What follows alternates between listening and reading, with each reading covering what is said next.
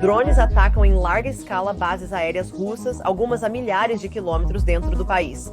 O ousado ataque profundo da Ucrânia em território russo, a Operação Teia de Aranha, foi planejado por mais de um ano antes de atingir o coração da frota de bombardeiros estratégicos da Rússia.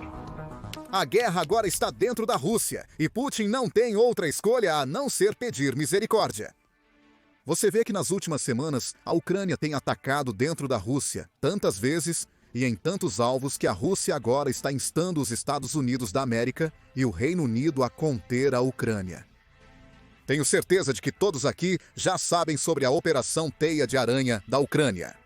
Bem, desde então, a Ucrânia realizou a Operação Teia de Aranha 2.0. Eles têm como alvo jatos russos, derrubaram fábricas de mísseis russos, refinarias de petróleo e muitos outros alvos. Então, vamos começar do início. Aqui estão mais detalhes sobre a Teia de Aranha 2.0. Uma locomotiva com equipamento militar russo foi atingida. 13 tanques e mais de 100 veículos blindados e outros veículos militares foram destruídos, de acordo com as forças de defesa do sul da Ucrânia. A notícia veio primeiro do lado ucraniano, mas temos confirmações dos canais de telegrama militar russo. Aqui está o relatório sobre isso. Vários easy-bloggers russos relatam isso. Teia de Aranha 2.0. Mais um erro colossal das nossas agências de inteligência. Não há mais sentido em permanecer em silêncio. O inimigo destruiu uma locomotiva com tanques e dezenas de veículos blindados. A propósito, locomotiva é como um trem. Acho que significa o motor do trem. Em certo ponto, escotilhas por onde o grão é despejado começam a se soltar dos contêineres ferroviários, como tremonhas e caminhões graneleiros, enquanto estão em movimento. Foi por meio delas que os drones saíram voando e atacaram o equipamento que estava localizado nos vagões de plataforma. Que gênio teve a ideia de combinar um trem de equipamentos com caminhões de grãos é um mistério. Assim como o SBU conseguiu esconder drones, lá também é desconhecido, mas o resultado foi este. O primeiro golpe foi dado à locomotiva, após o qual o trem começou a perder velocidade e foi parado.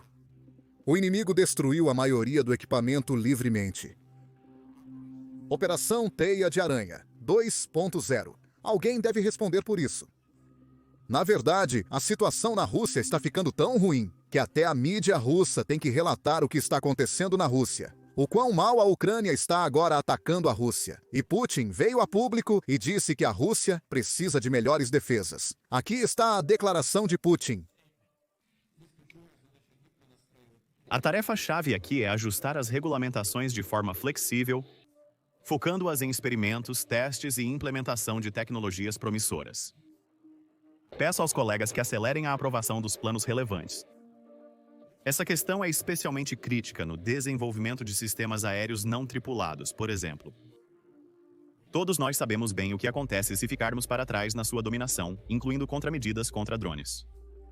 Sabemos que nos últimos anos, nossos engenheiros e designers fizeram um progresso significativo.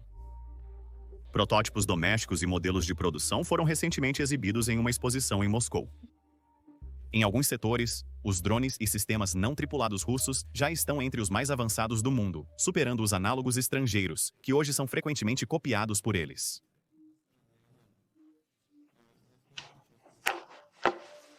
Antes de prosseguir, se puderem, inscrevam-se abaixo para acompanhar notícias geopolíticas como esta. O pânico na Rússia é generalizado, e é por isso que Putin está sendo forçado a fazer tais declarações.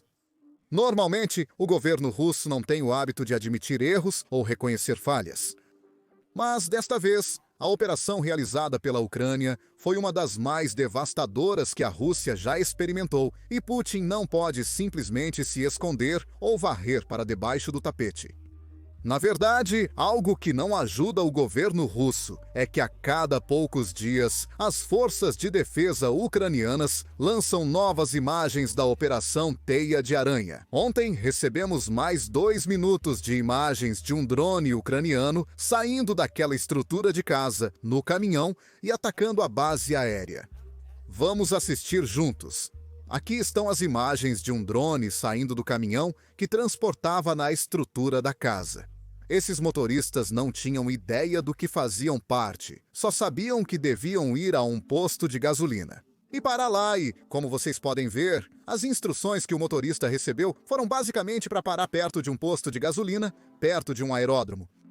Esses drones no caminhão tinham cerca de 10 quilômetros ou 6 a 7 milhas de alcance, então ainda havia uma distância considerável antes de chegarem à base aérea. Mas, como vocês podem ver, este drone claramente não é como um dos primeiros drones na operação, já que já há fumaça. Podemos supor que a operação estava em andamento e os jatos já estavam em chamas. Já sob ataque, agora este drone realmente só vai olhar ao redor. Pelas imagens, vemos que quase todos os jatos russos estavam ao ar livre, o que tornou esta operação devastadora. Inicialmente tivemos alguns rumores sobre a inteligência artificial ser usada nesta operação, mas, como o próprio presidente Zelensky confirmou, não foi esse o caso. Aqui vemos o drone observando a base, localizando um bombardeiro intacto. E então, ele foi em frente e cuidou daquele último bombardeiro. Infelizmente, com Putin, as más notícias não param por aí. Apenas hoje recebemos a notícia de que a Ucrânia derrubou outro caça russo. A Força Aérea Ucraniana derrubou um caça russo, Sukhoi 35, avaliado em aproximadamente 85 milhões de dólares, na região de Kursk, no dia 7 de junho. Rumores indicam que isso aconteceu durante uma luta com mísseis Arar. Aqui temos as imagens dos destroços. Aqui está outro close-up do Sukhoi 35, depois que o fogo foi apagado ou simplesmente se extinguiu.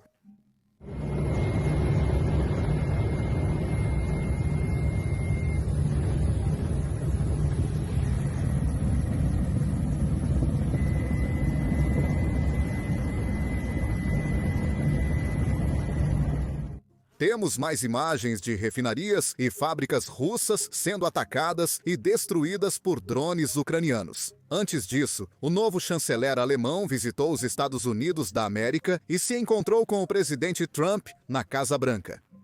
Claro que esta é uma ótima notícia para a Ucrânia, porque a Alemanha tem sido um dos maiores apoiadores da Ucrânia desde que esta invasão começou. A invasão sem sentido que Putin iniciou. Então, ele estar na Casa Branca é uma ótima notícia, porque ele pode explicar ao presidente Trump e à administração por que é importante para o Ocidente, os países ocidentais, continuar apoiando a Ucrânia em sua luta contra a Rússia. Porque, como todos nós sabemos, Putin não vai parar na Ucrânia. E eu sei que ele tem dito que não tem intenções de atacar qualquer outro país. Mas é aqui que temos que lembrar que apenas 10 anos atrás ele estava dizendo que não tinha intenções de invadir a Ucrânia. É por isso que, com Putin, temos que ter cuidado para não acreditar no que ele está dizendo agora, mas sim olhar para suas ações, o que ele está se preparando. E ele acredita que a Rússia já está em guerra com o Ocidente. Mesmo que o Ocidente não queira acreditar, a Rússia está se comportando como se já estivesse em guerra contra eles. O principal problema entre a Rússia e a Ucrânia é a intenção ucraniana de se juntar à OTAN e a disputa pela Crimeia. Há também desacordos sobre questões econômicas, como gás e açúcar. Primeiramente, nós não queremos pegar a Crimeia. Isso é um absurdo completo. Se começarmos a pegar algo de alguém, então algo nosso definitivamente será pego em troca. Ou perderemos algo. De qualquer forma, desencadearemos uma redefinição de fronteiras em toda a ex-União Soviética, da qual jamais nos recuperaremos. No território da Federação Russa, existem 400 áreas disputadas. Quero que todos saibam disso. Primeiramente isso. Em segundo, açúcar e gás são secundários. Existe uma terceira área, talvez, onde desacordos possam surgir. Mas só isso, desacordos, nada mais. Na minha opinião, o maior problema é o forte legado imperial russo. Todos, por algum motivo, acreditam que a Rússia ainda é um império. E agora, aqueles que estão aplaudindo, escutem com atenção. Muitos ainda veem e tratam a Rússia como um império, mas essa realidade não existe mais há tempos. É evidente que um vídeo assim mostra que não dá para confiar no que Putin diz. A Rússia só entende força. Para evitar essa guerra, a única solução teria sido a Ucrânia ser membro da OTAN. É exatamente isso que o chanceler alemão está dizendo a todos. O presidente costuma dizer que essa guerra nunca teria acontecido se ele estivesse na Casa Branca. Você concorda com isso? Bem, essa é uma teoria ou especulação que pode estar certa ou errada. Mas essa guerra está acontecendo agora e temos que lidar com isso e temos que resolvê-la agora. Não faz sentido discutir o passado. Isso aconteceu. Se tivéssemos a Ucrânia como membro da OTAN, o que foi solicitado em 2008, e os americanos deram apoio a isso, os governos francês e alemão foram contra, você pode novamente especular se essa guerra teria acontecido. A Ucrânia era então uma grande potência nuclear. Eles eram a terceira maior potência nuclear do mundo e concordaram em se livrar de todas as armas nucleares. E depois disso, a Rússia atacou a Ucrânia. Isso teria acontecido se houvesse armas nucleares no local? Você pode fazer a mesma pergunta novamente? Não, esta guerra está acontecendo agora e temos que pará-la agora. Esta é a nossa tarefa. Infelizmente para a Rússia, Putin julgou mal a força do exército ucraniano e a força do exército russo. Primeiro, ele acreditou que a Ucrânia não resistiria realmente a uma invasão russa. Ele estava errado. Em segundo lugar, ele acreditava que a Rússia ainda era o segundo exército mais forte do mundo. Ele também estava enganado sobre isso. E a Ucrânia continuou a provar ao mundo que a Rússia não é nada além de um tigre de papel. É realmente apenas um estado falido com armas nucleares. E essa é a única razão pela qual alguém leva a Rússia a sério.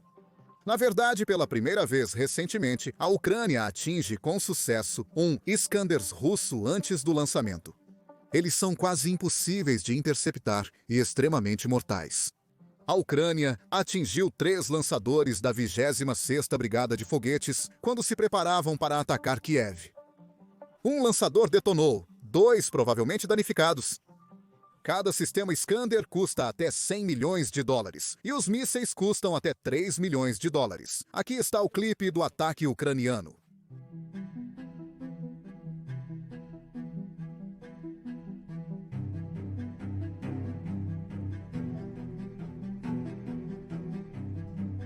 E a Ucrânia não está apenas atacando os sistemas que lançam esses mísseis. Eles também estão atacando os depósitos de munição e bases que estão armazenando os mísseis como estoque. Na mesma noite, a Ucrânia também realizou outro ataque a um aeródromo russo de Buransky. A Rússia armazenava os mísseis Iskander-M lá. A Rússia produz cerca de 65 mísseis por mês, custando 3 milhões de dólares cada para fabricar. Então, claramente, atingir um depósito está atingindo a Rússia onde mais dói, no bolso.